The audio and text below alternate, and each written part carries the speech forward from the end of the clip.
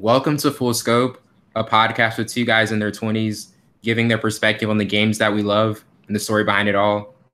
I'm your host, Wellington Burns, and my counterpart, Savon Morris, was not able to be here today due to his schedule.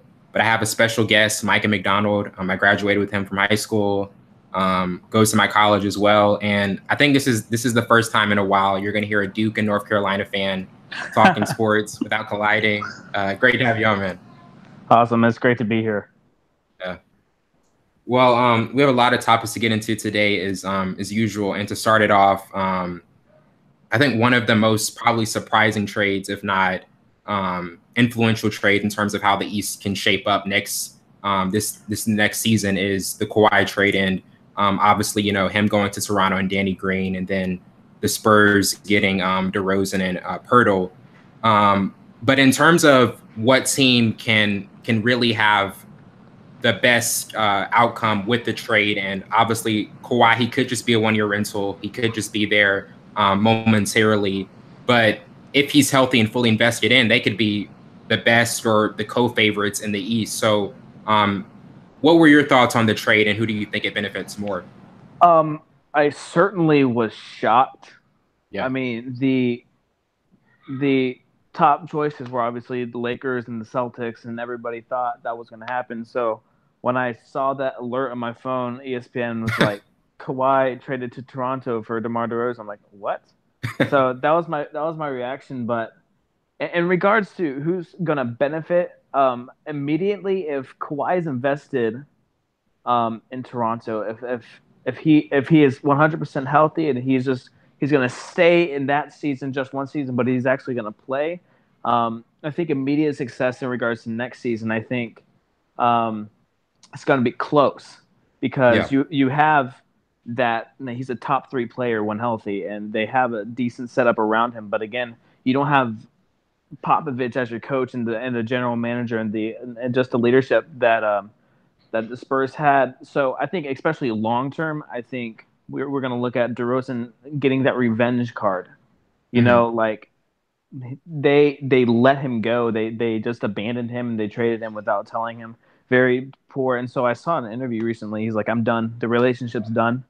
Yeah, so he was very straightforward about his emotions, and yeah, I mean he was and you can make the case that he's the most accomplished player for that franchise ever. Oh, and he's definitely the most accomplished. Yeah, just how he was.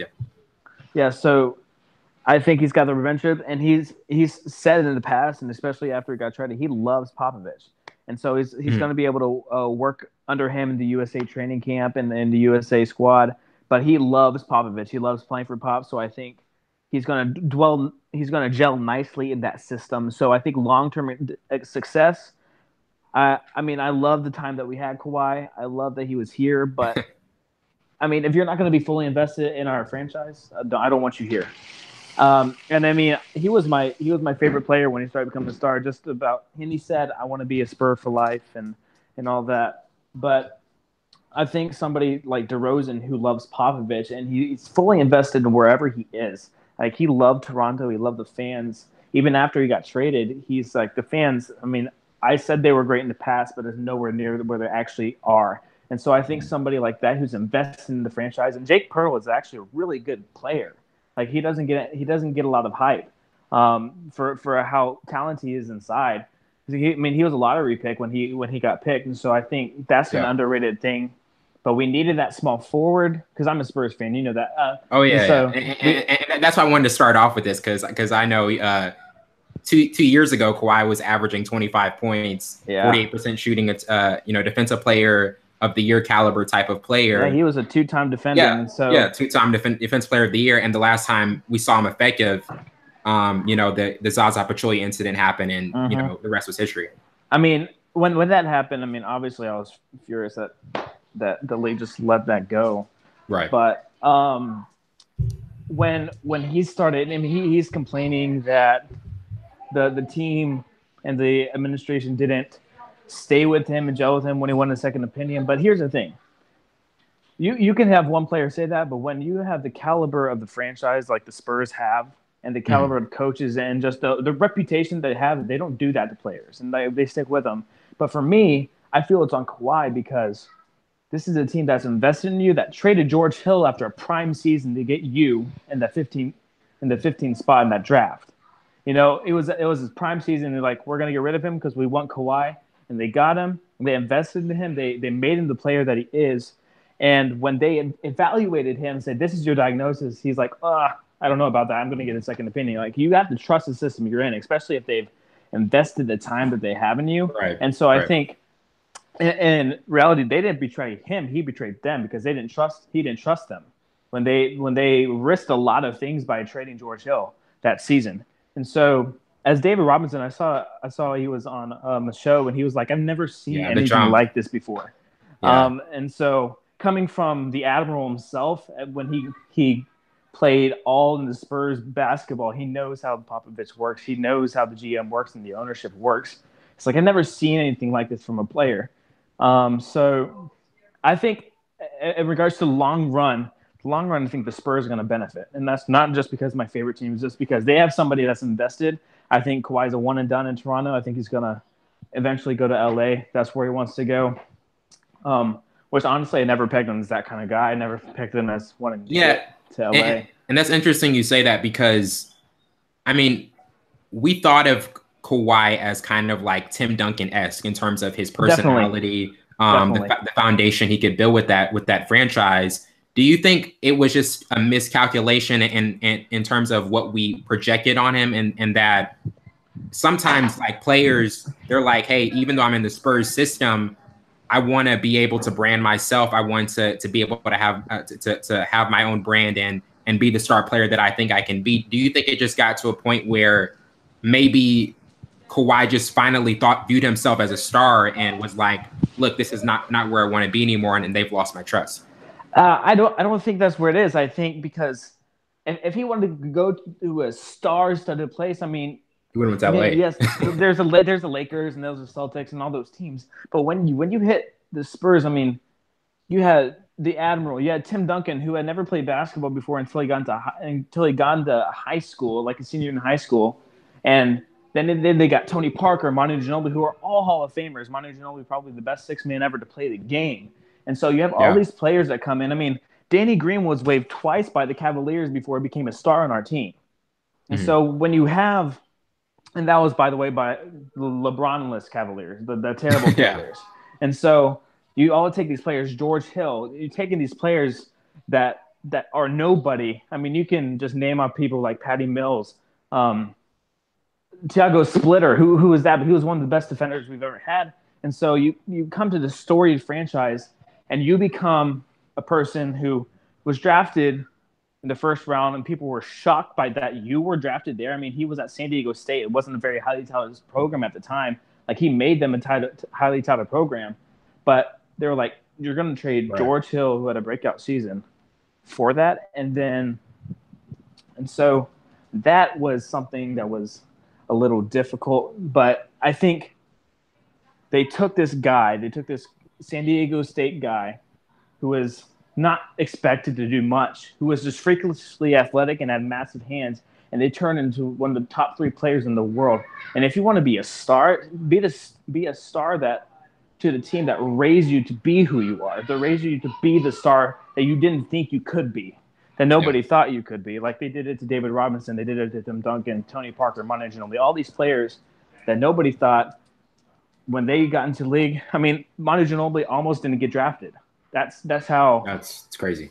I mean, I think he was the 59th pick of the draft. I think it was something like that. It was that low. Yeah, it was that low. Yeah, and so I think right now it's just, I think it's a pride thing.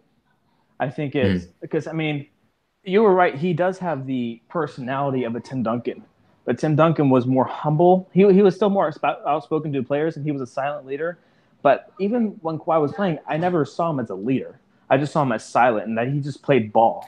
And it feels different with Tim Duncan, because even though Tim Duncan was quiet, it's like he still would engage. He still would be vocal. I've never seen that with Kawhi. Kawhi is just silent. He's just a silent killer. When he spent the majority of the rest of the season in New York. He didn't even come with the team on the road. Yeah, wasn't even with the playoffs. You got, if you're the leader, if you're the star on the team, you have to be there. you have to Right. nurture the guys. I mean, you had Tony Parker there to lead players, but you have the star, and if you're the star, maybe he's not ready for that role, and maybe he just got to be a star too quick. But I don't think he's ready to be a leader yet. He's not like I'm not a fan of LeBron, but I respect the man as an IQ and as the second best basketball player in world history. But I respect him because he is a leader and he carries his team. And I mean, Kawhi carried his team, but he wasn't a leader. He was just talented. Yeah, the evolution of LeBron in terms of, if we look at like probably the one finals you can like really say that LeBron was underwhelming was the first finals against Dallas, where he just completely went absent. Well, we've never seen that before. That one and the one that they lost to the Spurs, he was completely absent. I mean, that's where, the first game he got cramps in the fourth quarter because the heat was so hot. But there have been times that LeBron has been underwhelming. But overall, I mean, you could say what you want. I mean, I rag on him because he needed a star-studded team around him. He needed 2 other stars, but he did carry his team, especially in 2007. I mean, who did he have in 2007? He had Mo Williams, Daniel Williams. I mean, Zydrunas Ilgauskas, Anderson Varejao, that was his team.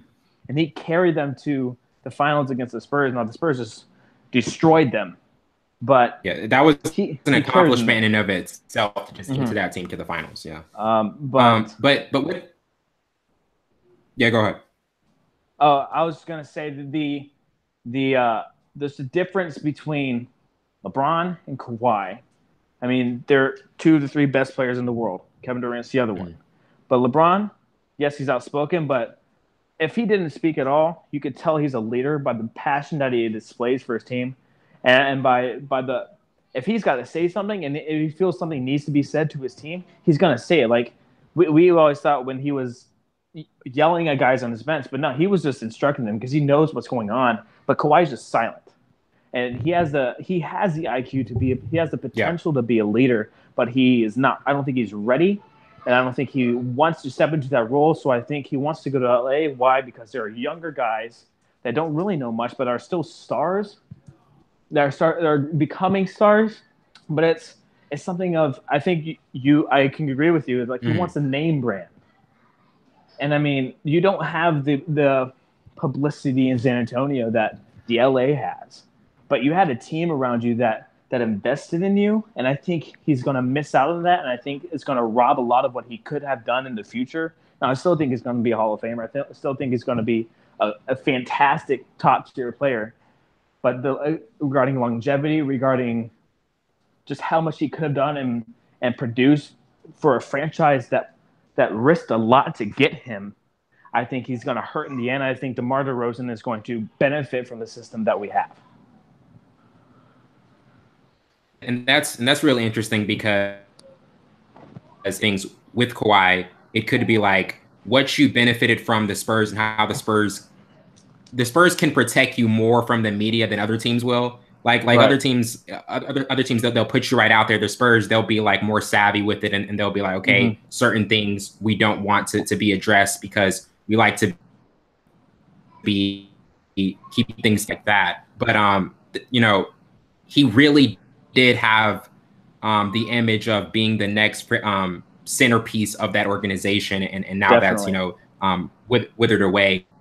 But with the Raptors and Masai Ujiri, he's very aggressive in terms of taking the next step, the next approach. Last offseason, he was talking about the culture reset, and firing Dwayne Casey. That was the first part because another sweep with the Cavs, and when they were probably had their best season, that was very disappointing. But they are taking a bit of a gamble, even though if you can get a top 3 player, even if we don't know his investment level and if he's going to be fully engaged, I think you do it. But where they're at now in the East in terms of Philly and Boston, and how Boston they're going to get their 2 best players even after they were just so impressive, just one win away from the finals, losing, not even having their 2 best players. So let's just say best case scenario, Kawhi's healthy and he's invested in. Where do you see them in the pecking order of these? Second, Yeah. there's it's not going to be. I mean, I would like to take a bold prediction and say Toronto's going to be the best team again. But I think it was a mistake to fire Dwayne Casey. Yes, he failed. He failed his duty in the finals, but that was the best season they've ever had. They had a solid core. It's learning experience, especially when you're going against somebody like LeBron James. You can't just overpower LeBron. That's how great he is. But I think, especially as you said, Gordon Hayward coming back, Kyrie Irving coming back, who didn't play the majority of the season, and now they just re-signed Marcus Smart, and they have Jason Tatum and Terry Rozier and all these talents around them. Aaron Baines, who just went off. He's a solid big man, and they have all these players. I don't think it's even going to be a contest now that LeBron's not in the East. They're going to overrun it. So I think Toronto's going to be second. I just don't believe in Philly. I don't believe in them. Do you think they're still a year away? I think because you have two foundations. Yeah, you have. I mean, and that's the thing. Like Brett Brown was talking about. Look, we need one more superstar to actually be a legitimate championship contender. And we saw the thing. Yeah. Here's the thing that's gonna hinder Brett Brown is by saying that you recognize that you're not as great of a coach as you should be. You're not as great a coach as people need you to be. Because we need one more superstar. I mean, Greg Popovich didn't need superstars. He grew them. Like he it was homegrown. Made them stars. And so with him, I think, I mean, Joel Embiid is a solid big man, top 5 center in the league. But again, injury questions, what's going to happen? Who knows what's going to happen with Markelle Fultz? Like, we still don't know what's up with him. It was one of the weirdest cases that I've ever seen as a top draft pick. Yeah, that was so bizarre. I mean, yeah, that was so bizarre because it's like literally his entire shot just changed. Yeah. And we just didn't know, like coming into the year, we felt as though, look, he had high upside, really could be the next piece to that young core, but that's the biggest unknown now. And we're really at we're not really sure what's going to happen. Yeah, and I think he just went to the wrong system. I don't see Philly as a grooming system. And I know they trust the process and grooming people, and they've had solid pieces in it, and they benefited from JJ Redick resigning. Didn't he resign, I think? Yes. So one year deal. That's crucial, though. Just to get this 1 year, I think JJ Redick is going to be the leader. He is the leader of the team. He's the older player. He's a veteran. But it's solid to have him because who else do you have on the team that's going to lead that's actually plays? And you don't have that without JJ Redick. So I think that was an extremely big signing. I think without JJ Redick, I don't think they would do nearly as good as they are this year because you've got a mid-level coach and all young players. And who's going to be the leader? Who's going to have the experience of the team? Who's going to step out? Okay, I know I've been in this process. I've been to the playoffs. I know how to win. And I know what the system is like. I know how to win in this league. And without JJ Redick, they wouldn't have that. They would have some studs, some young studs, but with inexperience and low IQ with a mid-level coach to coach him. So I think that's a underrated but huge signing that they got. But I still think they're going to be number 3. But battling them, I think Indiana is going to be something else. Yeah, and with Philly, the one interesting thing in that series with Boston is how Ben Simmons, we know his potential and him being the rookie of the year and what he was able to do was incredible. That 16-game stretch, Embiid was out, and I think he averaged a triple-double during that stretch or something like that. I think so. Maybe it was probably close to that. Yeah, and he was phenomenal. But one of the things is he can't create offense outside of the paint. And Boston was really able to expose that and how he, doesn't have a perimeter shot and a consistent jump shot. Exactly. Do you think that's the biggest thing that's keeping them back, or is it the still the mid-level inexperience and how they're still maybe a couple years away? No doubt. I think that is the main issue is they don't have a shooter, and that's why JJ Redick was such a big signing because with him gone, Markelle Fultz can't shoot the ball. I mean, right.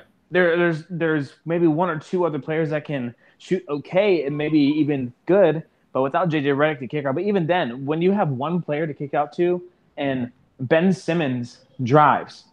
Ben Simmons drives. That's all he does, and he can't shoot the ball. And so when you're driving and the other team knows, hey, other people around this on the court right now, they also can't shoot the ball. So kicking out won't be a problem. Now they're going to get lucky. They may go on some stretches where they're getting good at shooting. But again, middle-level coach and Brett Brown, who did exceptionally well this season, and I'm shocked that he did, and I'm pleased that he was able to bring the 76ers to something more than a disappointment than they've always been. And just like trust the process, we're gonna win this year, and they almost did. They almost got there, but I think the problem, especially nowadays in the game, today's day and age of this game, is a 3-point shot is the main priority, and if you don't have that, you will lose because people. Right. I mean, Toronto's gonna have some shooters. They got Kyle Lowry. They have Kawhi now. They've got decent players around them, and then you have Boston, who it seems like everybody can shoot on that team. And then you have Indiana. Victor Oladipo is such a playmaker. He's dynamic in the way that Ben Simmons isn't, because Victor Oladipo can drive, but he can also shoot the ball very well. And that's something that Ben Simmons doesn't have. And so I think battling that spot, that's why I mentioned Indiana, because here's another thing. Do you see them as a dark horse? You see Indiana as a dark horse in the East? Yes. I think people may have seen what they did last season. Like, okay, like they should have beat Cleveland. They should have beat them. They should have. And so that's just sheer LeBron greatness right there, what happened. And that's why he's so well respected and so amazing at the game. But in any other given situation, maybe another game, Indiana would have beat them. Another day they play that game, Indiana would have beat them. And so, and when Victor Oladipo was at the Thunder, I'm not a fan of Westbrook. I think he makes people around him worse. And so when he was I think the same too. Yeah, when he was at the Thunder, I said if he was anywhere else, he'd be better, and I got laughed at. Now look where he is. He's somewhere else, and he is thriving. He's an all-star. Yeah. And I was like, I called this. I knew this would happen because the side note of when Russell Westbrook takes over and he doesn't let other players play their game, like Victor Oladipo was a stud in college. He was exactly who he is now, just less.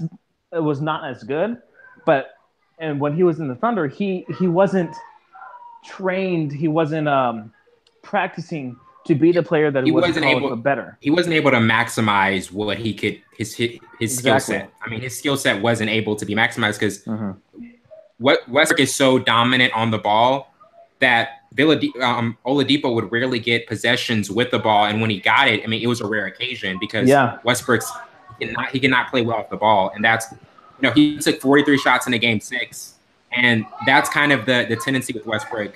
Even though I mean he's an amazing player, one of the best point guards in the league, but a lot of times when in late game situations he'll take ill-advised threes that just kill possessions. I think there was a stat. It wasn't this past season, but it was the season before Oladipo left. But I think there was a stat of all the games that he shot 9 or more 3-pointers, there was a staggeringly low, like less than 10 or 5% of games won when he shot more than 9 threes in a game. And it just shows like he can shoot the ball sometimes. When he shoots too much, he doesn't let the people that have this role on the team do their role, and he just tries to take over himself. But I mean, again, I don't even remember the coach of the Indiana Pacers, and that's how good they were, because Oladipo was in a system that they said, hey, I know how you play. Nate McMillan. I respect your play. I'm going to let you play your game, and that's how you're going to thrive. But when people on the team or when the coach is like, okay, I know how you play, but I need you to play something totally different. Like when we were in high school, we had Jeremy Carlson as our coach for 7th through 10th grade, and we had a fast-paced style of play. But when he left and Casey Christian came in, he knew what style of play we played because I told him, but then he switched to a slow-paced college style, and that totally messed up our game. And so when the coach is like, I know what kind of play you play, but I'm going to try to make you play something totally different in a way that you're not used to and you're not the best at, you're hindering their progress and hindering their success. So when Victor Oladipo went to a not good club, a not good team in the Indiana Pacers, and they just said, hey, you play your game. And they thrived, and that's why I think they're going to be a dark horse, because they recognize the star of their team, they recognize the talent, they recognize okay, we just need to let these players play, and we're going to coach and we're going to do this system, and they still need to be in our system. But when you let them thrive like that and say, just let them go for a minute and let Right. them just play their game, that's why I think Indiana is going to be a certain dark horse that could contend for the one of the top 3 spots in the East. Yeah. Um, so you would say Boston, right, being the superior team in the East, Yes. with all their talent. Yeah, I don't think it's even going to be close. I think Toronto may So may you may think have so you some think it's gonna be a success. runaway? So you think it's gonna be a runaway? Definitely, just because now the team that Toronto had, they had a first round experience Hmm. and they got swept. They didn't have a chance, and so now we have these young bucks in the Celtics that played without their star players, and those 2 star players know how to play in the playoffs. But these guys also now know because he had to have and Juve to step up in the realms of Gordon Hayward and stuff like that. And so this is just a different kind of format that was last year because most of these players were inexperienced. Most of Right. these players had never played in the playoffs before. A lot of them were first or second year guys. And so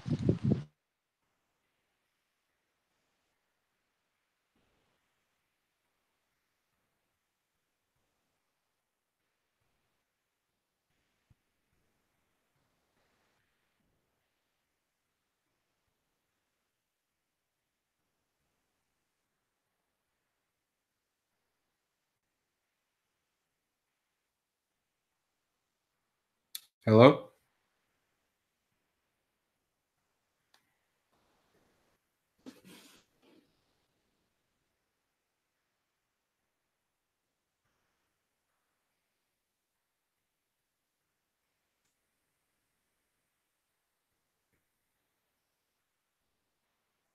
Hello.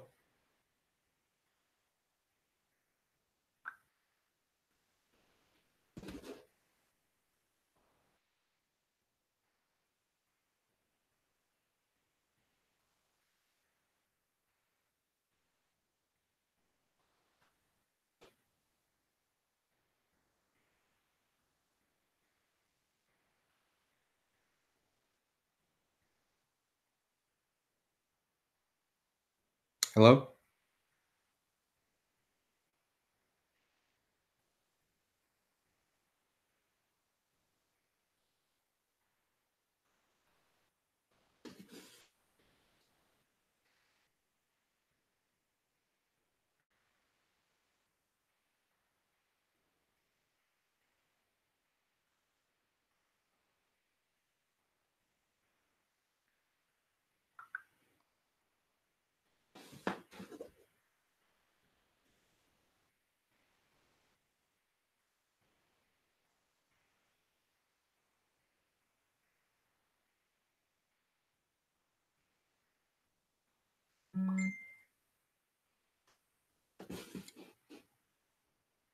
Apologize for having technical difficulties here. Gonna get him back on.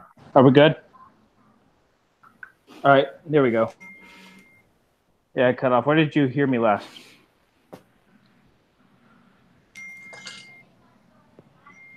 Oh, can you hear me?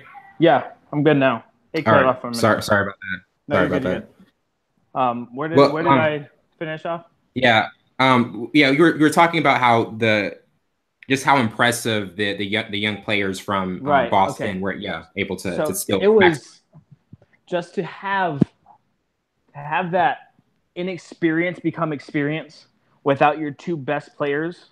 That we're like, if we have these 2 players, we'll go far. And to have Hmm. those 2 players not there and still go far with unexpected players like Terry Rozier and an unexpected play by Marcus Smart and Jason Tatum, who was a star, and Al Horford and Aaron Baines holding it down low, and just to have your 2 star players back, and it's like if they get injured again, we'll be fine. Now, if Right. that happens to any other team, they have some struggles. Like they're not gonna be able to do good. Like if KD and Steph got injured. Now I know they still have a star-studded team just right now, getting DeMarcus Cousins as well. But if you have players like, say, LeBron James gets injured and Brandon Ingram gets injured, Lakers are going to drop a lot of games. Um, Right. even in Toronto, if just Kawhi get injured, maybe even Kawhi and Kyle Lowry get injured, they're not going to do well. It's, I mean, Paul George and Russell Westbrook, they get injured, the Thunder aren't even a basketball team, really. And so when you have this Yeah. saying, hey, if Kyrie and Gordon Hayward get injured, we can still pick it up. We'll still be number one. That's something that is envious, especially in the weekend Eastern Conference. They don't have a lot of talent on that side. When you are able to say that about your team, that says a Mhm. lot about the coach. Brad Stevens is, I believe, right now the best coach in basketball. Yeah, I would agree. And just to be able to take the players that he had and the lack of star talent that he had and take him to the conference finals and almost beat Cleveland with players that had no experience besides Al Horford. It's just crazy to me. And now that they have the 2-star players back, I mean, it's going to be scary. It's going to be Yeah. scary in the Yeah. East, and I think they're just going to wreck everybody. Now, again, if Kawhi pulls a Paul George and decides to stay, which I don't think he will. I think it's going to be a Carmelo Anthony story, which basically I don't like it here. I never liked it here. I never gelled. And so I don't think he's desiring to go. But I mean, neither did Paul George either. He was like 1 year stint here. I'm going to go to LA. It's the Yeah. same thing that Kawhi, but I think Kawhi is a totally different animal. I think he's just stubborn, and he's just going to go. Even if he liked it there, I think he's going to go. You know. Yeah. The last thing with this segment, how crazy is the Kawhi visit to San Antonio going to be? Like how do you think Spurs Nation is going to accept, not See, accept, but deal with I Kawhi in his think return? because the Spurs fans are one of the most loyal fans in basketball. Right. They they've had the most consistent team over the past 15 to 16 years. I mean, we've gone to the playoffs the last 20. We just lost our consecutive 50 plus win season. That's a NBA record. That was just last Mhm. season, just because of the injury with Kawhi. But I think they feel betrayed.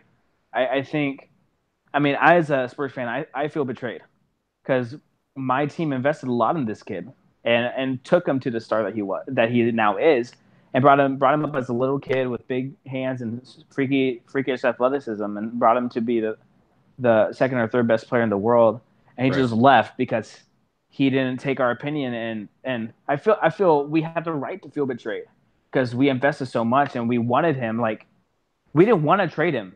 We didn't want to trade him even when he asked, because Pop still wanted to work on the relationship. He still wanted to sit down, but the thing is, Kawhi didn't want to. Kawhi had no desire to fix anything that was possibly able to be fixed. It was just his stubbornness was like, well, you hurt me once, so I'm just going to leave. And that's not what we want. And so I'm glad that he left. I don't want him there anymore. But I feel betrayed. I think the fans will as well. I think they're going to be nice and cheer him on for the fact that he did take them to where he did and the Yeah. success that they had. But I think there's going to be a mixed reaction. I think it's going to be a totally different reaction than DeMar DeRozan. He's going to have a standing ovation. Maybe even a video tribute to just how amazing he was to the franchise. Um, Yeah. Yeah. It really does feel that way because the Spurs, they are such a consistent organization, mhm. standard of excellence that they've had, and it really was one of those things where it ended up being like Kawhi just did not want to be there anymore, and there Yeah, was and really nothing you could do to convince him to stay. I don't know how you don't want to be there. Like, LeBron James loves Pop. Yeah, Everybody idolizes but the him. media loves Pop, and the media still, they recognize that's just how he is, and so I don't think they dislike Pop. I just think they recognize that he doesn't really, like, he'll call out their stupid questions and stuff. But everybody loves that organization. Even the rivals, like, I believe back in the when the Pistons were a strong contender, I believe that even they respected Pop and admired Pop, even though they were rivals back then with the Ben Wallace and the Rasheed Yeah, Wallace, in Chauncey '05. Billups, all of them. Everybody respects him, and most people love him, and most people love the organization. It's probably the one of the most well-liked organizations in NBA history Yeah, because for they sure. care for their players. They're a class act. They're not some team that we're going to get on your nerves just because we can. It's like we're a class act. We win games, and that's how we do it. We just do it by class. We do it by teamwork, and we do it because our coach is an amazing coach. He's one of the best coaches of all time. And so I just don't understand how you would want to leave an organization that is has such a good reputation for loving its players and being invested and dedicated to its players and its fans, and just say, you guys hurt me once. Well, it's probably your fault because you didn't trust their opinion. And so you went to another opinion and you didn't trust your team that invested in you. And so I think Kawhi's in the wrong. I think that the organization will most benefit for players to actually want to be there. And I say I'm good. Like I get that they don't want to trade him because he's a star, and I wanted them to fix things. But Right. when a player doesn't want to be there, you need to do what's best for your organization and get him out because he's not Yeah. going to help you. Yeah, definitely. Moving on to Washington, for the past like 4 to 5 years, they've kind of been a middle ground team, 40 Mm-hmm. wins. And it was interesting because when John Wall was out, they had the mantra of everybody eats, and the ball movement was at a higher rate, and all of those things. But John Mm-hmm. Wall is still one of the best point guards in the league, and it seems like they've kind of hit a ceiling. They bring in Dwight Howard, Jeff Green, Austin Mm-hmm. Rivers, guys who you don't really know. You wonder if their best years are behind them. I mean, Dwight Howard still can be an effective center, put up a 30-30 game last year. But where they're at now in terms of if they've already reached their peak, and how the chemistry wasn't really right for most of the season, even with Todd. Mm-hmm. How do you see things working out with the moves they've recently made? I I think it was an interesting move to pick up Dwight Howard. I don't think he's going to be a force to be reckoned with anymore. I think he's past his prime. I think Yeah. he's there for a namesake, and even then, like he never lived up to the hype that he had when he was Superman and he did all those dunk contests with the Orlando Magic, and that was his prime. And then he decided to leave, and I think leaving was a big mistake for him. I think leaving brought him to different organizations that didn't adjust well to his style of play, and so I think now, I mean, maybe he has a breakout season. Maybe this is the team for him. But with the talent that they had John Wall, Bradley Beal, they had scrappy players like Otto Porter Jr. and Kelly Oubre. Um, Bringing in Austin Rivers is an interesting move. I think he could gel well in that system, being able to shoot the ball that he has. But Jeff Green, solid defender. I think that's a great pickup. But I don't think it's gonna make a dent really. Um, I mean, they'll get in the playoffs, but you're not gonna pass the Celtics. You're not gonna pass the Raptors. You're not gonna pass the 76ers. Yeah. Do you just think that this is a team that, like Portland, they were 3 seed, had a really good season. They get swept in the first round by the Pelicans. The backcourt with McCollum and Lillard gets contained, and people are wondering, hey, should we blow up the backcourt? Should we keep this going, or should we switch things up? And even the Raptors with DeRozan and Lowry, they hit their ceiling. Is there a certain point with the Wizards you think things are going to have to massively change, or do you see them staying content with how their backcourt is and how other spots in the roster are?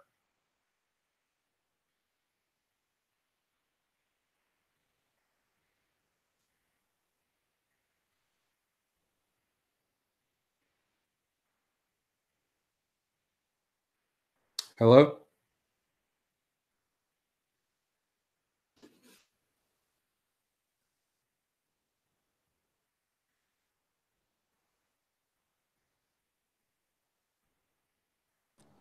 I think. Can you hear me? Oh yeah, okay. Sorry Okay. about that. We broke up I again. I think I think they need a revamp. I think. I mean, they had the roster to do something and they failed. And so I don't think John Wall is going to be there in 2 years. I think he's going to be gone. I think they need a new revamping. They need new stars because they're just not going to get anywhere. I don't think they're Right. going to have success anymore. They may have a decent regular season, but there's not going to be any playoff success, especially with the teams that are emerging now, like the 76ers and the Celtics. I think those two teams and the Raptors, or not the Raptors, the Pacers, I think those three teams are just going to be steadily at the top in the 1, 2, 3 spots. I think they're going to constantly be there, even the Raptors as well. And I just think the Wizards are going to be a mid-level playoff team. I think they're going to be consistent in the 5 and 6 spots, but I don't see them doing much.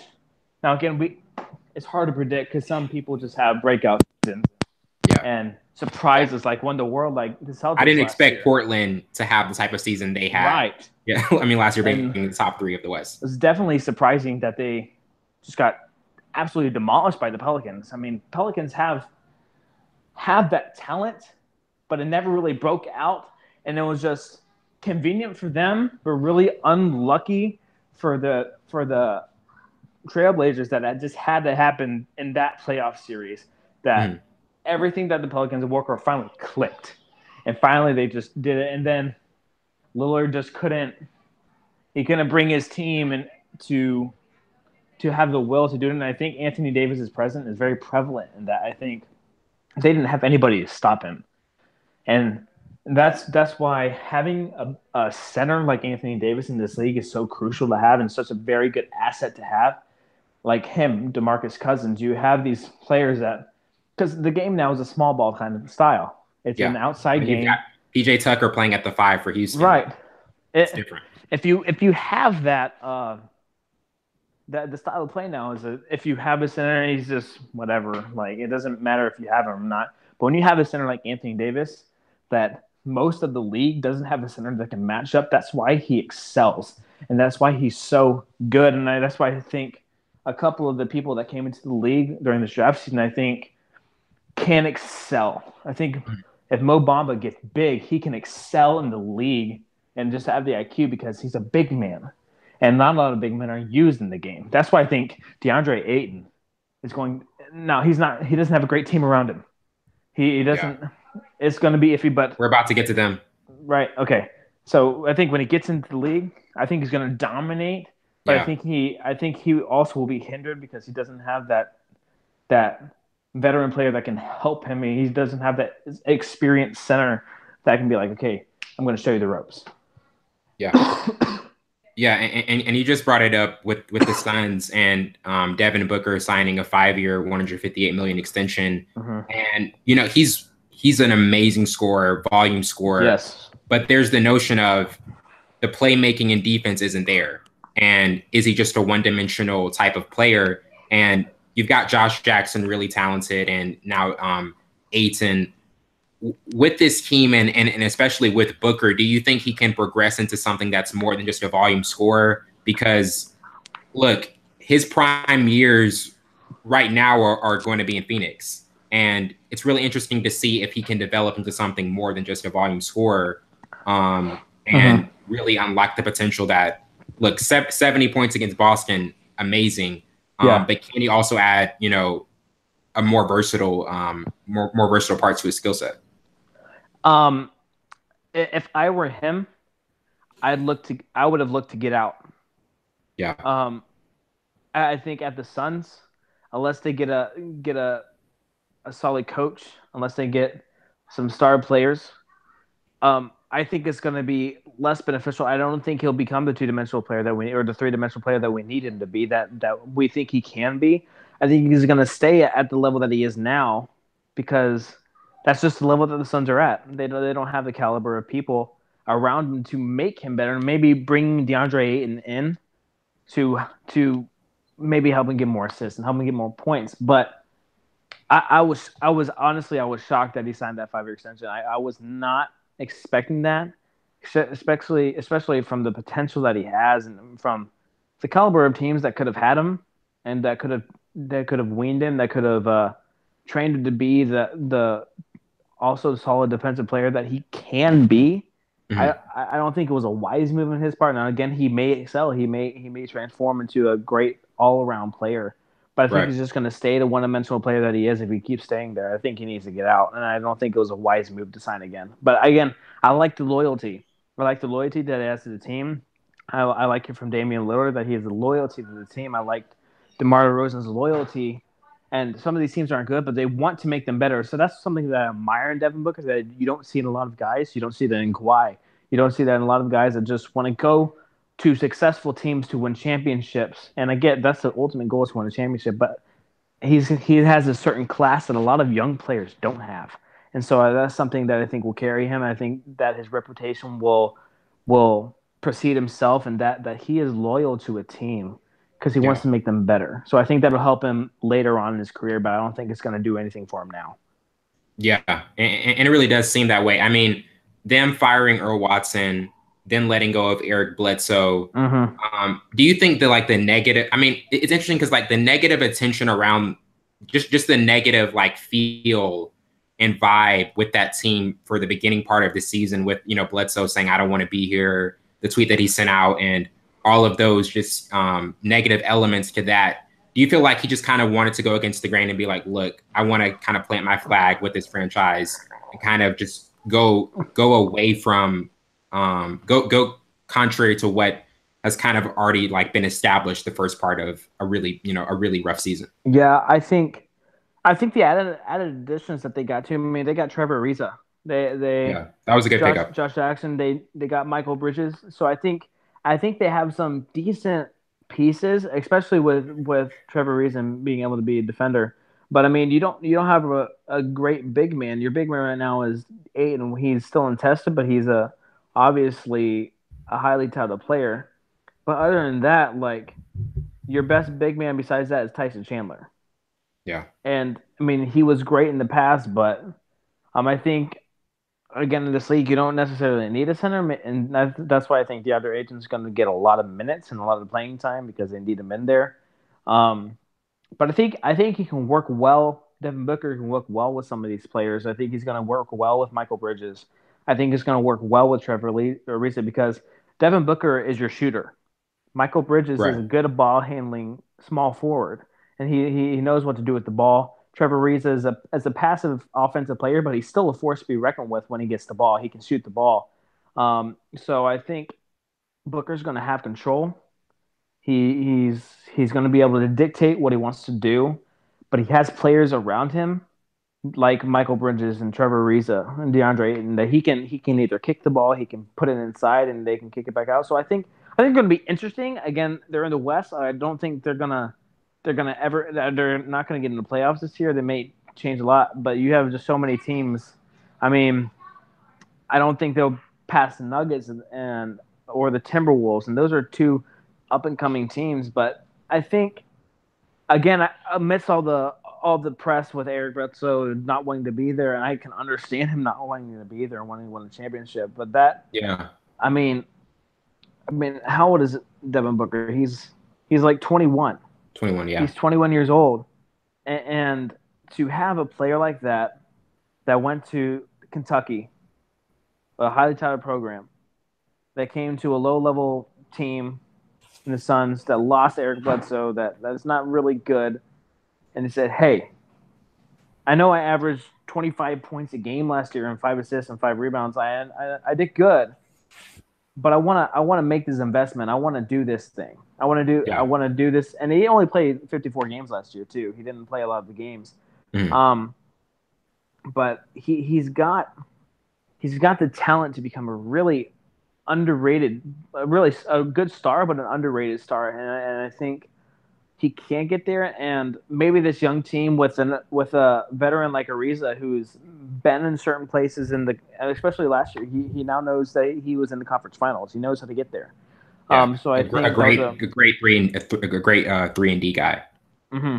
So I think they'll have a little bit better success than they had last year, but I Yeah. don't think it's going to be a significant amount than what they need.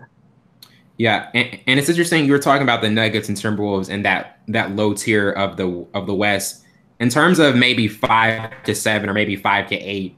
Like, what teams do you see in that mix of the West that could maybe they weren't in last year but they could get or they weren't in last year but they could possibly get in this year? Like, is there any team or maybe 2 teams that you see that could get into the playoffs in the West that weren't in last year? That's that's a little difficult. But let's see. I mean, Maybe the just one. standings. Maybe just one team that you could that you think could get in the West Mhm. playoffs. The standings last year. I mean, I think I think the Nuggets can do something. Especially, I was surprised that Jokic re-signed with them. Yeah. But he's an extremely good player, and I think they're gonna have a solid team.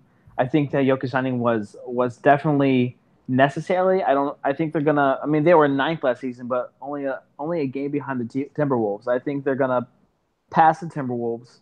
But it's such a weird weird dynamic that this Western Conference holds. I mean, the Rockets Warriors are going to be up there. Trailblazers are Hmm. going to be up there. Thunder is iffy because I mean the third through nine spots were only three It was games only apart, separated by 3 games. Yeah, that was and crazy. so there's so much room to work with. Obviously, the Lakers are going to get in the playoffs. I believe that for sure. You just can't have LeBron James on your team and not make the playoffs. I don't Yeah. think that's going to happen. I mean, yeah, as tough as the West is, LeBron is such a domineering factor in terms of Mm-hmm. what the outcome is going to be. I mean, I don't think they're going to be like a top 14, but Right. look, I definitely think they'll be in the playoffs. Yes, definitely. So, I mean, the Rockets, Warriors, Trailblazers, they're all going to be in the playoffs. The Thunder's every, but here's an interesting team is the Jazz. Now I Yeah. know Donovan Mitchell. I believe he should have gotten Rookie of the Year. You're in But that Donovan, camp? that was I knew they're going to pick Ben Simmons, but Donovan Mitchell Yeah. deserved that. But they've got an interesting dynamic. They were a team that nobody really thought should be in this position as a five seed. Mhm. Um, but they just kept excelling, and they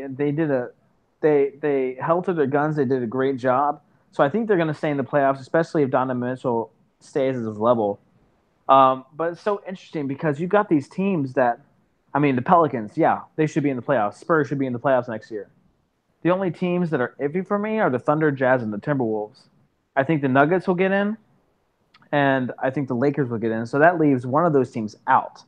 And so it's such a different dynamic to see how maybe the Thunder won't get in this year. Maybe the Jazz won't get in this year, or Pelicans or Spurs or Timberwolves. One of those teams of the 4 through 8 Mhm. spots. It's like they could not be in the playoffs, and it's weird to have this conversation and say these teams might not get in that are Mhm. normally regular occurrences in the league. I think the Pelicans are going to rise and maybe even the 4 seed, especially after the playoff run they had Wow. this. So you're high on the Pelicans. I They surprise me, Yeah. especially playing without DeMarcus Cousins. And so I think that's going to be something that's very good for them. I think they finally found something that they can gel with. I think Hmm. the Cousins Davis dynamic wasn't beneficial for their team. I think it was Yeah. a And cool there to was the talk no about.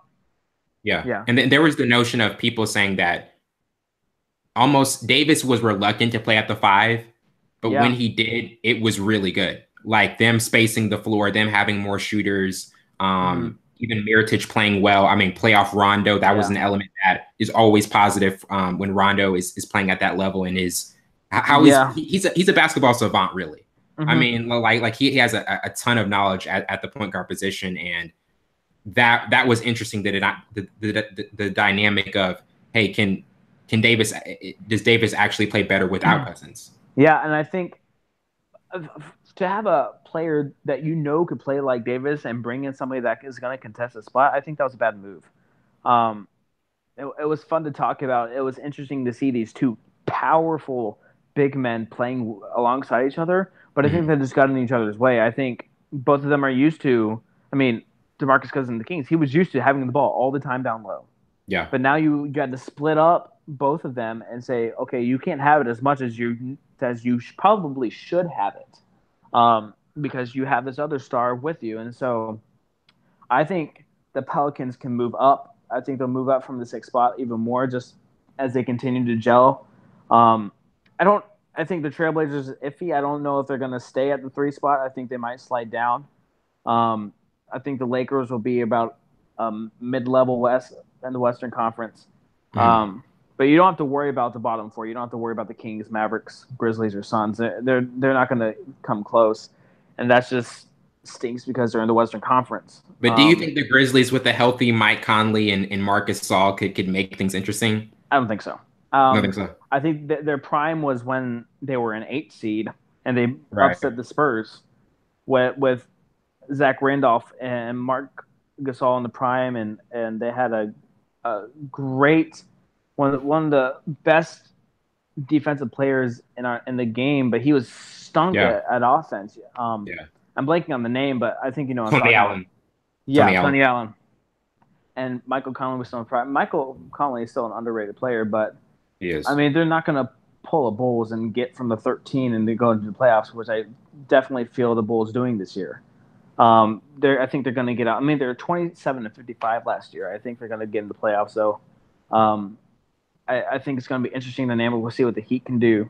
But the 6 through 8 spot in the East, kind of open. It's kind of open. It's kind of open, and even the Cavs, they're not going to be the 4 seed. They're going to drop. So the 5 through 8 spot is going to be interesting. I think the Bucks will stay there. I think the Wizards are still going to be there.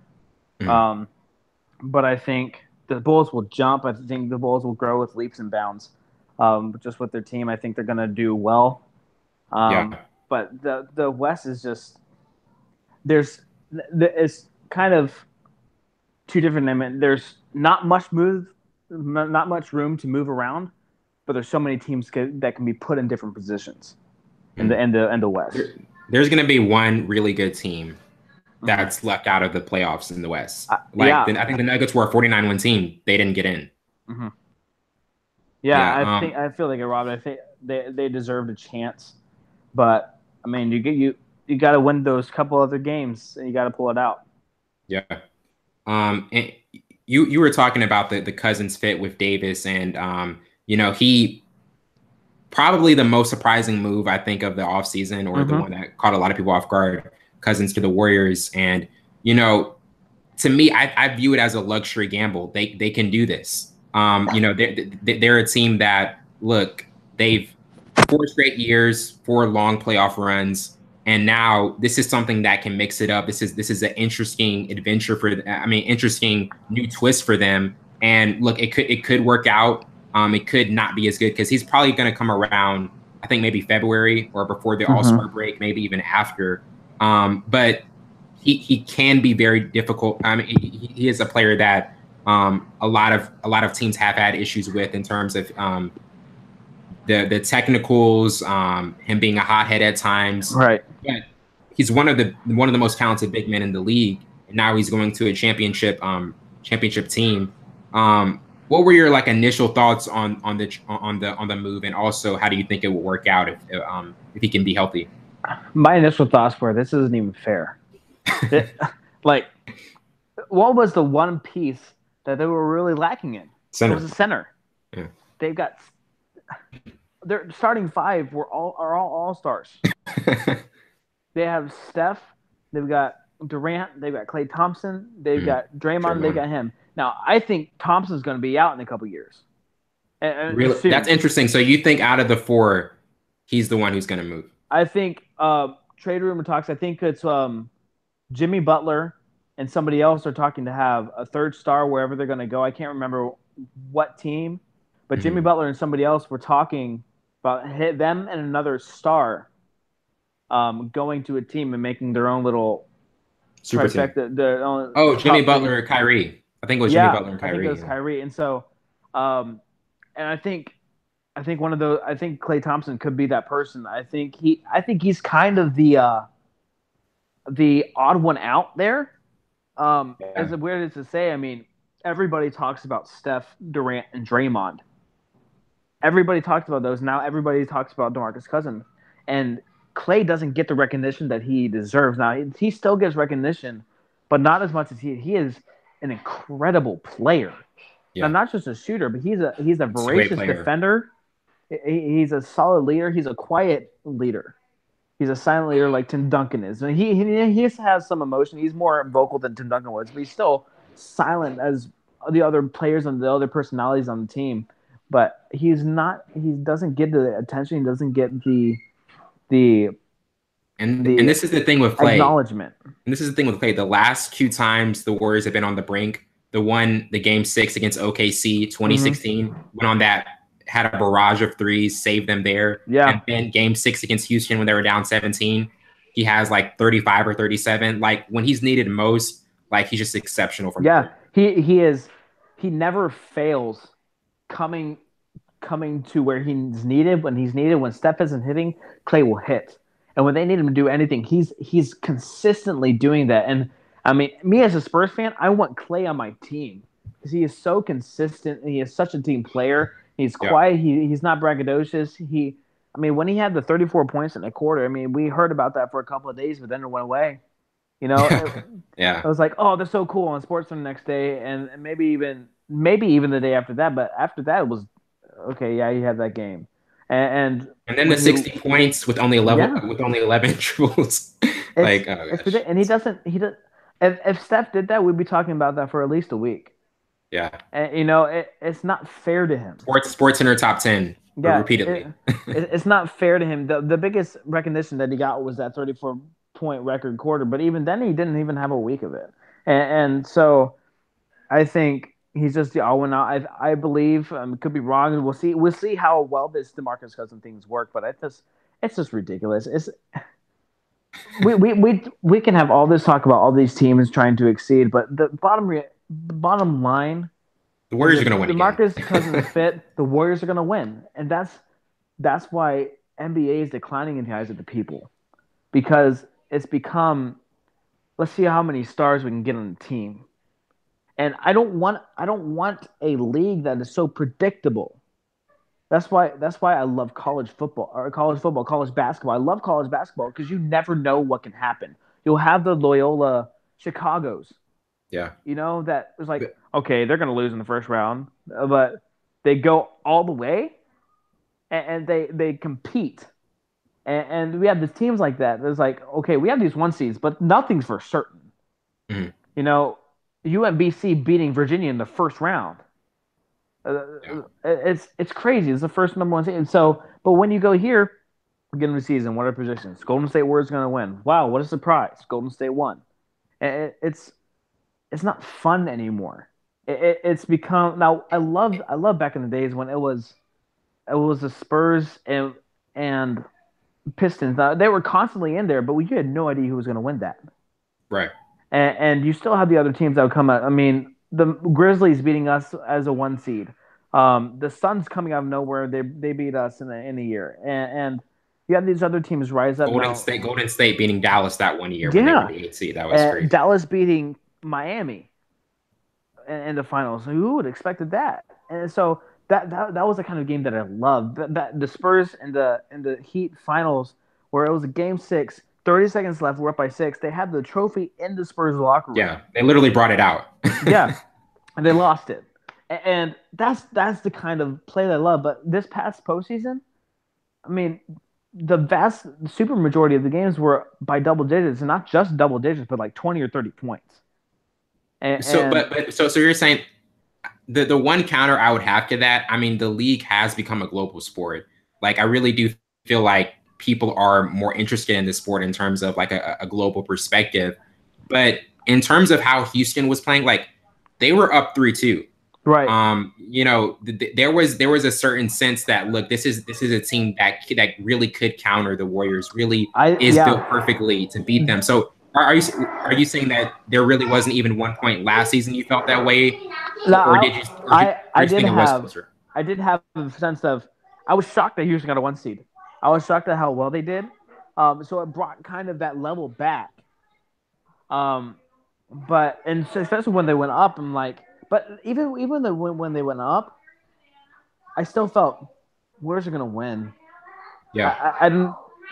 I just had that in me. It was just the Warriors know what they're doing. They have 4 All-Stars on their team with extensively good role players. I maybe doubted for a little bit, but I didn't really have that doubt. It wasn't that thrill that I used to love in the sport. That I was like, I have no idea who can win. Like that Spurs series, yes, I was shocked that Memphis beat them, but I'd never put it past Memphis to not beat them. Mm-hmm. And even as the Warriors were a 2 seed, when they started, it was like Warriors are gonna win. Now I was like, I want the Rockets to win. I want somebody different to be in there. I want this kind of contention to be in there. But I never really had I doubt the Warriors weren't going to pull it out somehow. And that's something that I miss. I miss the question. I miss the could this really happen? And maybe a lot of other people questioned that with the Warriors last year when they were down, but I Yeah. didn't. And I agree that it has become a more global sport, and as you see more European players coming in, and as you see more, like the stud, I can't remember his name, the EuroLeague MVP that came in number 2 in the Luka draft. Doncic. Luka Yeah, Luka Doncic. Doncic, and I like that dynamic. But I mean, even then, his team's not going to do anything because the Warriors are still here, Yeah. and the Warriors just added on the All Star. And if Steph having an up night, okay, we'll just work it inside and we'll dominate because we've got Draymond and DeMarcus and Kevin. And if Kevin gets injured, okay, we still have 4 of the All Stars. You Yeah. know, none of no other team can say that. What can really just demolish a switch is having a big like DeMarcus Cousins Yeah, on the block. Like and that's if you didn't have that before, and that's why they got down because Clint Capella is an incredible center, yeah, he is. and you'll hear his name, but he's a very underrated player. I mean, he was under the shadows of James Harden and Chris Paul, and even Trevor Ariza. He was under the shadow, and even Eric Gordon. But just from a couple of postseasons ago, he is such a consistently solid player. He's a so legit star. They struggled with Clint. They struggled with Capella. But now you have DeMarcus Cousins. I don't think Clint has a chance. Now, I think Capella will surprise some people by how well he does when he plays DeMarcus. But you've got a guy that tall and that big, and then if DeMarcus Cousins is backing you down, and all he has to do is dish it to Draymond or dish it to Kevin Durant coming down the lane. That's a devastating front court. Draymond and Cousins. Wow. Yeah, and Draymond's not a big. He's a small guy, but he's a scrappy player. He's one of the best defensive players in the league. Mm-hmm. So that is going for him, even though he's not tall. But he's a strong kid, and it's just not going to be fair because when their outside game's not working, now instead of having to rely on Draymond Green and Kevin Durant to put it inside, they've got DeMarcus Cousins now, and when he's not working, the outside game will work. It's again, my initial reaction is like, this isn't fair. It's not fun. I want something surprising, and I was surprising deal, but I want something shocking in the league. I want something different. I want the Pelicans to make a run or something like that. And have like a Pelicans 76ers finals, something unexpected like that. You know, Davis and Embiid. Yeah, and not even just those two teams, but teams like that that somebody think, okay, they have a chance, but not really. But yeah, I mean, just like how Kevin Durant was talking to CJ McCollum on his podcast, like it's like you guys don't have a chance. Like he literally told him that, and that's the case. Yeah, and that's why it's not fun. And I remember the exciting days of wondering what's going to happen. Like we're a 2 seed, but the Suns can beat us because they have that caliber of a team, and everything's surprising. Even though we had the big 3 of Duncan, Parker, Ginobili, we had those players, and it was something that people didn't expect, but something that wouldn't put them past. Yeah. But now it's just like you have 5 All-Stars, you have solid role players, you have one of the best coaches in the league, you have one of the best fan bases in the league, and I mean, there's only so much you can do with James Harden and CP3 on your team. Yeah, and last year was their year to do it, and they couldn't pull it off. Do you think in some way they've hit their, we're kind of leapfrogging a topic, but you brought up Houston. Do you think in some way they may have already missed out on their golden opportunity? Because like they really had the Warriors in a spot where I do, especially with the loss of their defenders and Ariza, Bamute. I think that was huge, and I don't think people really. I think it was talked about how much of an impact it is, but just to the common person watching, I don't think they will realize how big of an impact this actually will have on this team. James Harden is not a defender; he's the worst one in the league. And again, as this conversation, bringing Carmelo in, Yeah. Last year, he was second worst in small forwards as a defensive efficiency. And you see clips of he's just letting people by. Like he's like, oh, he's about to get my. I'm just gonna stand here. Now you lost Ariza, solid offensive player, great defensive player, and you're bringing in a veteran who is way past his prime, who is only a decent offensive player. That all he does, the one thing that he can do, is to isolate post up and then fade away. That's his game, but he can't defend. And when you have your shooting guard and you don't want to keep him in late game situations because he's going to be a liability defensively. And when you have your shooting guard spot and your small forward spot, who are both the two of the worst defenders in the game, and you're trying to play against LeBron James and Lonzo Ball, or you're trying to play against Thompson and Durant, or it's a nightmare. It's a nightmare. Yeah, or Kyrie and Hayward, even Rajon Rondo and the team of that is just it's a nightmare. And so, as you said, and so right now you have Chris Paul, who is waning in his prime. He's still a great player, but I mean, he had that late injury in the year in the playoffs, and so. But now your best big man, your best defensive player, is Clint Capella, and he can't guard Curry. He can't guard Thompson. He can't guard Rondo. He can't guard DeJounte Murray. He can't guard DeMar DeRozan. It's just not going to happen. He has to stay on the big man. And so when you have, let's say, this year's Rockets versus this year's Warriors, you have CP3 on Curry. You have Harden on Thompson. Then you have Carmelo Anthony on Kevin Durant. Like, are you kidding me? He is going to get 50 points a game against them. And then what are you going to do? Switch Carmelo with Clint Capella? And what do you do now? You leave DeMarcus Cousins open. It's just they lost their chance, and they had it in the bag, and they just let them have it. They gave it to them. I really feel like they've missed their window. I mean, that was their window. Yeah, it really feels like it.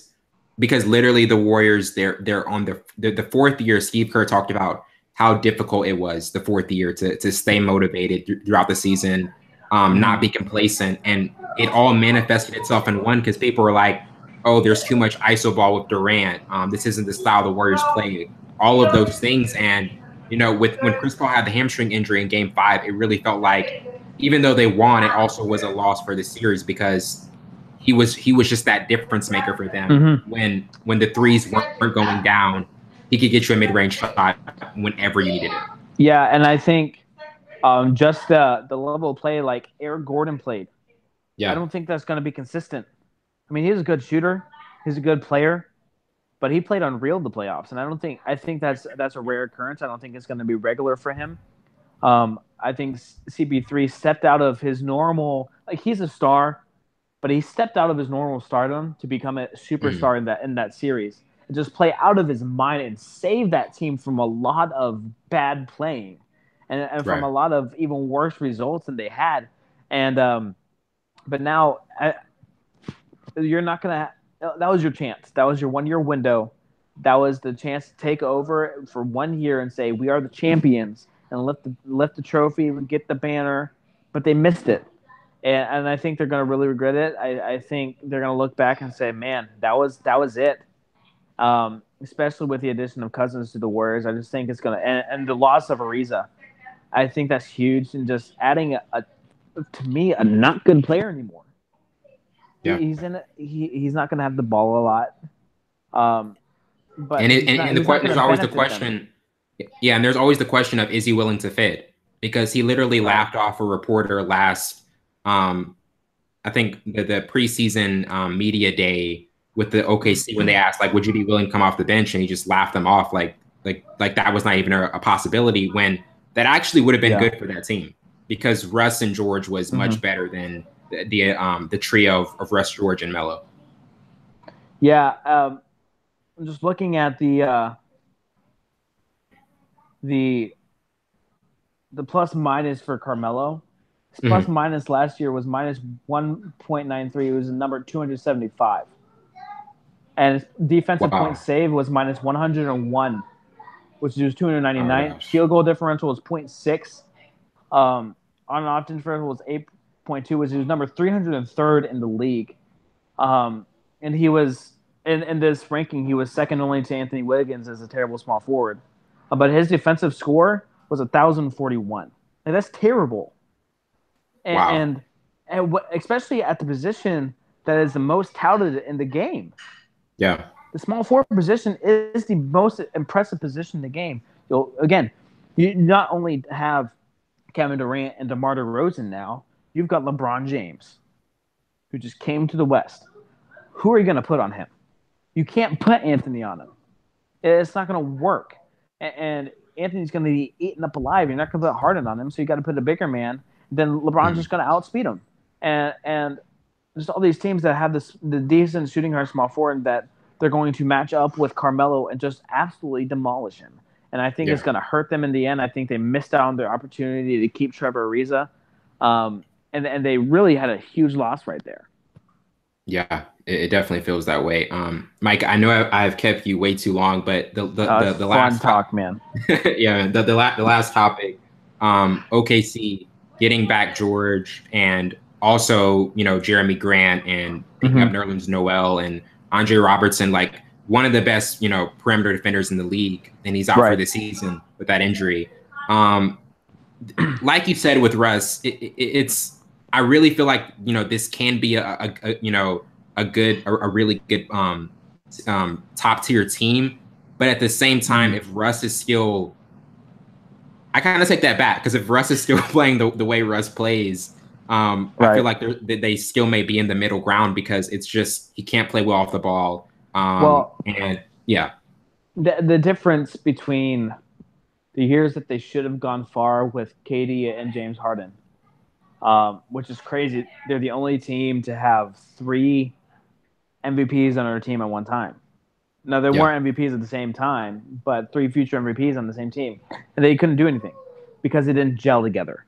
But the thing is with Paul George, they gel. And I don't know how, but Paul George said as soon as he got in there, he had a great relationship with Westbrook from the start. And so I think that's a dynamic that I didn't see coming, that was unexpected, but I think it could work for them. And I think having that camaraderie that Russell Westbrook has never had with any player that I can ever think of. Everybody being better without him, but Paul George likes him.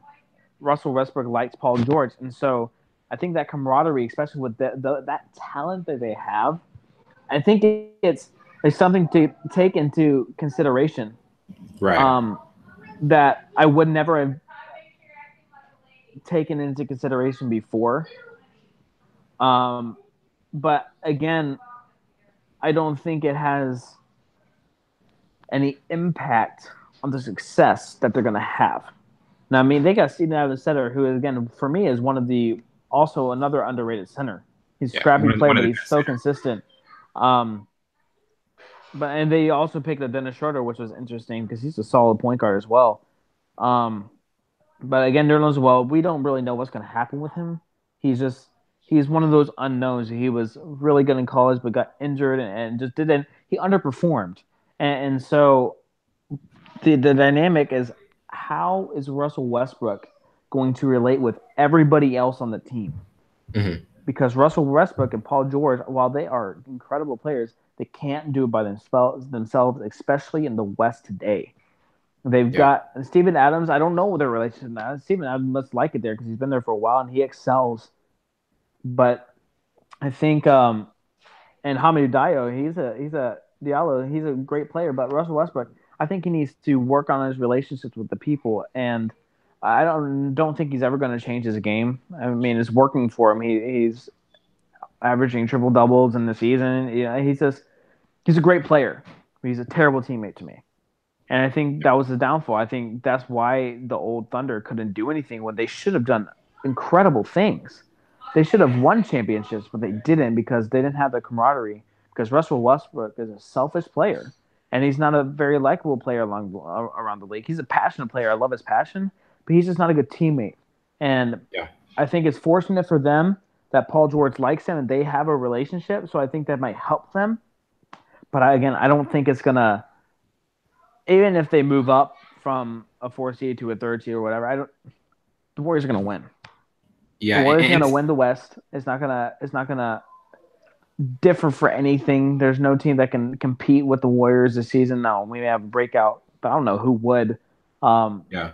But I think my prediction is going to be the Celtics and the Warriors, and the Warriors are going to beat them in 5. Wow.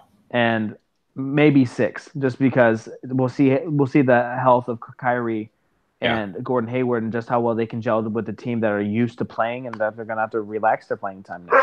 And they do have a ton of two-way guys who can defend multiple positions. Mm-hmm. That really, the Jason Tatum, Klay Thompson matchup, that would be really interesting. Kyrie, Steph, obviously, we've seen that, 2 years. We'll see if Al Horford or Aaron. I think Aaron Baines, while he's not a talented player, but he's a strong guy, and I think he can handle DeMarcus Cousins in some senses. He's a good, solid defensive player. So if any year anybody has a chance to beat them in the finals, it's this year. We'll see if the Celtics can stay healthy, if their stars can go back into their roles, and the players that had to take up those roles can revert back and play under them and respect them enough, but also exceed at the roles that they're given and exceed at the playing time they have. And if they can do that, they have potential of winning, and that's something that I haven't had the opportunity to say. Hey, they might beat the Warriors. Yeah, there's another team, and so I like the Celtics. I think Bratton Stevens, again, best coach in the league for me. I think if anybody can pull some wonders, it's going to be him. Yeah. So do you think OKC was the team that kind of won the offseason in terms of, the Lakers have got the best player in the world. We can't gloss over that. Right. But that's a really big win for a small market team, and Sam Presti betting on his culture. If there was a team that you think won the offseason, who would you give it to? Ooh, that's difficult because there's so many different moves. Yeah. Another team that we talked about, they're not the best offseason move, but I think they got a good veteran player. It was the Hornets. They got Tony Parker. Yeah. And Tony Parker is not a high caliber player anymore. He just wants to finish out, and I wish he would have stayed, but he wanted more playing time, and I get it, and he wanted to lead the team. So I think with his veteran experience, I think they can improve, but again, I don't think it's going to be substantial enough to make a dent. But I think they could be surprising in the fact that they've now had a player who's won championships on their team, who is a class act, who's a leader that can mold their point guard to do something better than he is doing right now. But obviously the move, that's difficult. Warriors obviously won with Cousins. But the Lakers, nobody really thought that LeBron was going to go to the Sixers. Let's be real. Right. He wasn't going to go there. I think the team I can guarantee the team who lost on the most is the Rockets. They lost. I think they lost the offseason. They lost the offseason. Cavaliers didn't really lose in the offseason. They just knew it wasn't ever going to happen with LeBron anymore. He did what he wanted to do there. But Houston's going to drop. They're not going to be a top seed. They're not going to be the 2 seed. They'll still be a certain type of contender, but I think they're going to drop their wins significantly. So, I think we'll see if the Raptors or the Spurs won. I think Danny Green was his best under Pop. I don't think any other coach could have done anything like Pop did with Danny Green. I think he's going to do okay. But he's already kind of waned, even at his most recent seasons with the Spurs after the finals that he did exceptionally well in. So, the Warriors won with the star, and I don't never want to say that the Warriors won anymore, especially with adding people. I never thought before that trade was it's one thing to bring in a role player. Yeah, it's one thing bringing a role player, but they brought another star. Suns added Trevor Ariza that can bolster their defense and bolster their offense as well. So I mean, the Thunder won in a sense that they kept Paul George, and that was something that wasn't expected. Yeah, So 3 to 4 years of his prime. It definitely got a key for them. If he left, man, they'd be at the bottom of the conference. They would have gone from third to straight out of the playoffs. I believe that wholeheartedly. There's no way. So yeah, I think I don't like saying it, but the Warriors won with the offseason. I think in that sense, the Pelicans also inherently won in part of the offseason by letting that guy go that was hurting them, by giving Anthony Davis his role back as the premier center in the league and big man on their team, and letting him do what he knows how to do to excel well. So I think the Pelicans won also. By that trade, I think both teams won. Or by that deal, I think both teams won. I think the Warriors won by getting the big men that they so desperately need, the missing piece to their already great team. But the Pelicans won in the sense that we finally got rid of something that was maybe hurting us. That was still a great player, but it was maybe hurting us. Well, Micah, this has been absolutely fantastic. Thank you so much for being on, giving your insight. It really has been a pleasure. It's been awesome, man. It's been a great time. I've enjoyed it. Yeah. Well, that wraps it up for today. I'm your host, Wellington Burns. This has been Full Scope. See you later.